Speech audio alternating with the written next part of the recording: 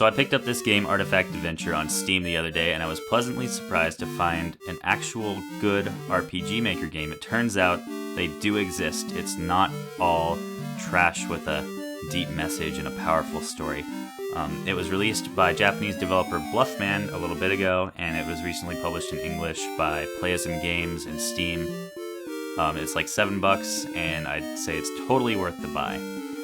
It features retro graphics and music, Dragon Quest style, like turn-based combat, an open world, multiple ways to complete every quest in the game, and they advertise 70 different endings, but it's a little bit different than that. So the first thing that caught my eye about this game, and the reason why I gave it a chance, is the art. A lot of games on Steam that advertise retro graphics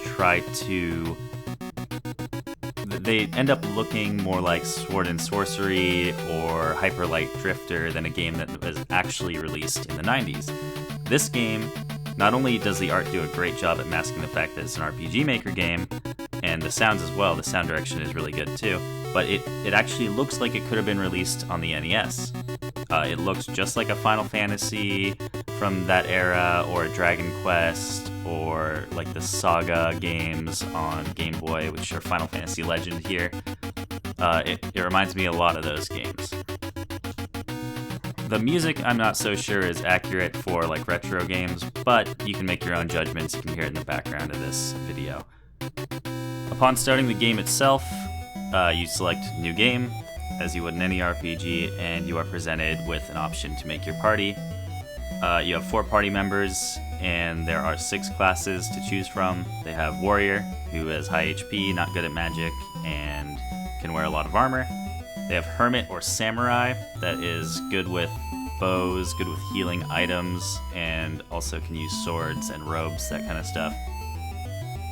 The next class they have is Explorer, which I guess is supposed to be some sort of Indiana Jones type with his hat. He can use guns and swords and a few other things. They have the Monk, which is your basic unarmed fighter. The Dreamer can use any item in the game and any magic. They have like pretty okay stat growth all around. And finally, we have the Shaman, who is your spellcaster. After you make your party and name them, you are immediately thrown into the game in the King's Castle. The King says, hey, I need you to go kill the Swamp King for me, and to help you out, I'm going to give you one of 3 gifts. It's your choice. So you can choose between an airship, which will open up the game a lot. You can fly anywhere, do anything. You can choose these artifacts, which artifacts are kind of the meat of the game as far as spells and abilities go.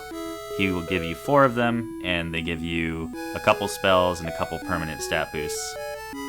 Or you can get the Key of Time, which opens up these temples of time that are scattered all around, and the temples have treasure in them, and they have a little bit of extra story stuff to give you background on the game. They also unlock a little side quest. So after you make your choice, you are free to go do whatever you want, basically. There's a couple side quests in the first town, I think, and then you basically just exit it and go wherever you want. Now, there is no level scaling or anything like that, so you might just wander into a higher level area and get destroyed, but the death penalty isn't that harsh. It really encourages exploration. When you die, you just go back to the last inn you saved at, and you have to revive your party members with gold. But you keep any like items or EXP you got. So it's really not that bad. So in your travels you might run across an artifact. Artifacts are the bread and butter of the combat in the game. They almost all give spells that you use in combat and out of combat. A few of them give passive bonuses though, and they are distributed to the character that takes them on the world map. So you switch to the character you want with the Q or W keys on your keyboard, and then you take the artifact and they have that spell, but only they have that spell. So more than likely you want to bring a shaman or a dreamer or an explorer along, somebody who gets good MP growth and can use a lot of spells because they're really, really useful. On the other hand, warriors and monks are also very, very useful because they hit really, really hard, and there's a lot of very good items in the game as well. A lot of items can be used from the item menu for like special effects, so like in Final Fantasy V, you can use the bolt rods from your inventory and they cast lightning. There's stuff like that, except they're unlimited use. Oh, that's the other thing. There is limited player inventory. Each character you have gets 10 slots, and then everything else goes into storage. In any town, you have a bank that you can access that has storage options. So that does limit your, like, you can't carry like 99 medical herbs. You can only carry like a maximum of 40, and that would be with nothing equipped on any character.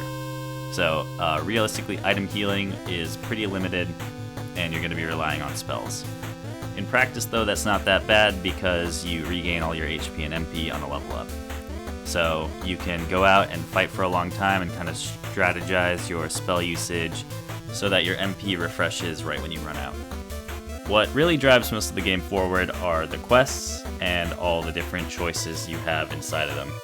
There's the main quest, which is to kill the Swamp King. You can do so by just following the story along and going and destroying these artifacts in these 3 towers that are across the world.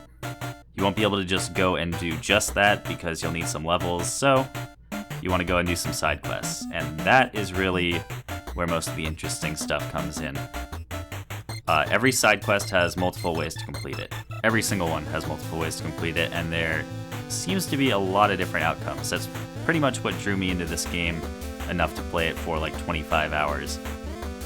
It gives the game a kind of mystery that a lot of older games had when I was a young kid. Maybe I was just too dumb to figure out the games back then, but this game definitely has some stuff going on beneath the surface. So I'm going to go into a little bit of spoiler territory here, but I'm not going to get too explicit. So close the review if you don't want to be spoiled on anything, but other than that, you're probably safe. One of the first side quests available in the game is in the town right next to the starting area, and it's in a town called Greenvale. And Greenvale has an artifact at the bottom of a well that lets it produce this healing water, which the town is famous for. There are a couple other quests in Greenvale, but the main one there is to decide whether or not you take the healing artifact from the well.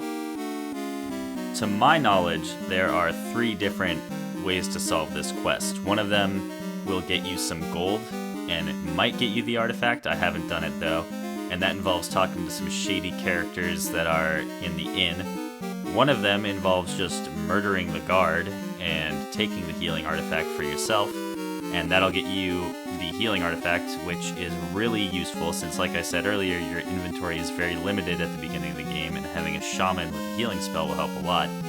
And the third solution that I know of is to talk to the guard and then tell him that you're just going to leave the artifact. You're just going to let Greenvale keep the artifact.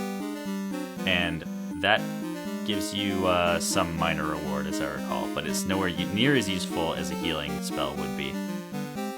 So that's what I would call like the real good and evil choices, where good is its own reward, more or less. You do get something, but it's not really nearly as useful as a healing spell would be, and being evil will get you that good power.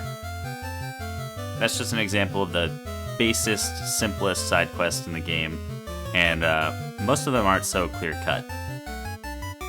The quest that really, really impressed me, and kind of blew my mind for a minute when I realized what was going on, happens later on. Without going into too much detail, basically you are assisting someone who's being held captive by thugs. He wants to get his pendant, and then he has a plan to escape and go meet his girlfriend. The first time I did this quest, I let it slip to the thugs that he was doing this plan, because that was the only way they were going to let me into his house to retrieve his pendant. When I went back to talk to him, he had already been killed. I gave the pendant to his girlfriend, and I got an ending where his girlfriend was sad, basically. However, on my second playthrough of the game, I basically stumbled into an alternate solution to the quest, which is really, really simple.